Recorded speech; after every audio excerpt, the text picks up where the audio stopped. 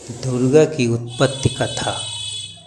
दिव्य तेजस्वी माँ दुर्गा की उत्पत्ति की कथा के अनुसार असुरों के अत्याचार से तंग आकर देवताओं ने जब ब्रह्मा जी से सुना कि दैत्यराज को यह वर प्राप्त है कि उसकी मृत्यु किसी कुंवारी कन्या के हाथ से होगी, तो सब देवताओं ने अपने सम्मिलित तेज से देवी के इन रूपों को प्रकट किया।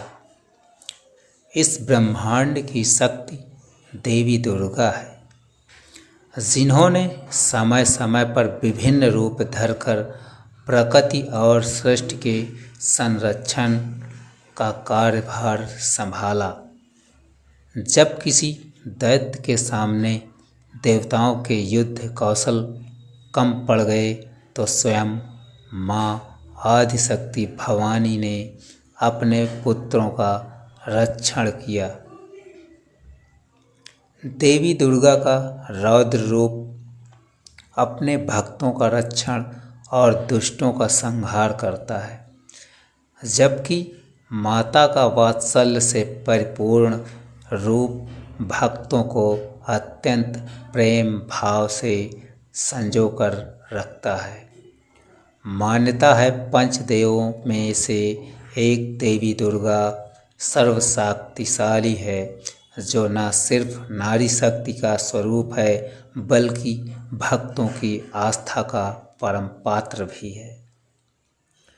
एक समय पर महिषासुर नामक एक भयंकर राक्षस ने चारों ओर हाहाकार मचा दिया। वह जहाँ तहाँ मौत का नाच नचाता और उसके गण ऋषियों के यज्ञों में विघ्न उत्पन्न करते थे। महिषासुर को वरदान प्राप्त था कि कोई भी देव, पशु या नर उसका वध नहीं कर सकता था, इसलिए स्वयं त्रिदेव भी उसको मारने में असमर्थ थे। निरंकुश दैत्यराज महिषासुर ने अपने वरदान को कवच के रूप में प्रयोग करते हुए देवलोक में भी अपना आधिपत्य जमा लिया और देवों को वहां से निकाल फेंका। देवताओं के यज्ञ भाग को भी उसने अपने वश में कर लिया। देव गए त्रिदेवों के पास दैत्यराज से परेशान होने के बाद सभी देवता त्रिदेवों के पास गए और उनकी स्तुति करने लगे। सभी देवताओं के मुख पर चिंता का कारण त्रिदेव पहले से ही जानते थे। यह सब हाल जानकर भगवान शिव मुस्कुराए और बोले, हे नारायण, अब देवी आदिशक्ति के प्रादुर्भाव का समय हो गया है। अब समय है कि हम सभी अपने तेज से इस जग की रक्षिका देवी दुर्गा का आह्वान करें।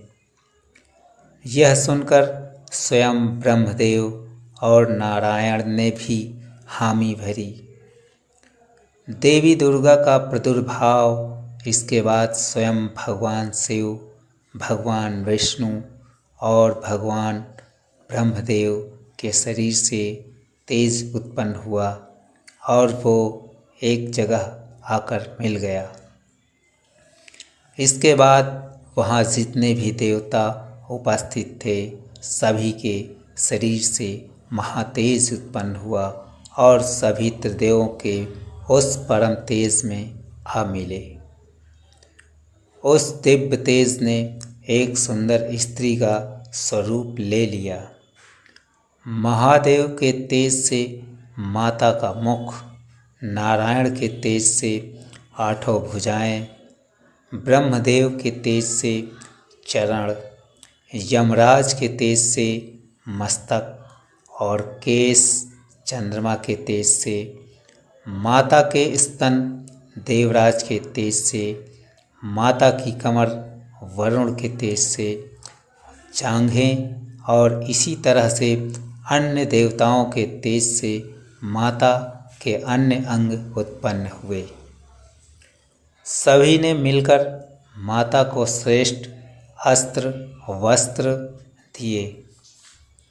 महादेव ने अपने त्रिशूल से शूल, नारायण ने अपने चक्र से एक दिव्य चक्र, ब्रह्मदेव ने एक दिव्य कमंडल, देवराज इंद्र ने एक दिव्य और शक्तिशाली वज्र, सागर ने सुंदर रत्नों से सजे आभूषण, कभी मैले न होने वाले वस्त्र और मुकुट दिए।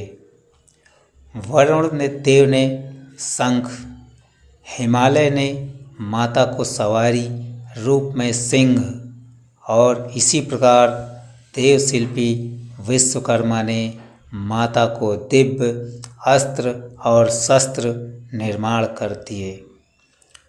माता का यह रूप अत्यंत तेजस्वी और भयंकर था। महिषासुर का वध देवी दुर्गा के इस विशाल और भव्य स्वरूप को देखकर सभी देवों ने करबद्ध होकर उनकी स्तुति की तथा देवी पर पुष्प वर्षा की। माता ने प्रसन्न होकर कहा, हे देवों, कहो मेरा प्रादुर्भाव किस प्रयोजन से किया है। मैं अत्यंत प्रसन्न हूँ, मुझे बताओ, मैं अभी तुम्हारी समस्या का हल किए देती हूँ। जिसके बाद देवों ने सारा हाल कह सुनाया। इसके बाद रण क्षेत्र में माता ने विकराल रूप धारण कर पहले दैत्यराज की सेना का विध्वंस किया और देवी दुर्गा ने फिर देवों की पर कृपा करते हुए महिषासुर का संहार किया तथा जगत को बचाया। श्रीनाथ विशेष मोटिवेशनल चैनल लाइक करें, सब्सक्राइब करें और शेयर करें। धन्यवाद।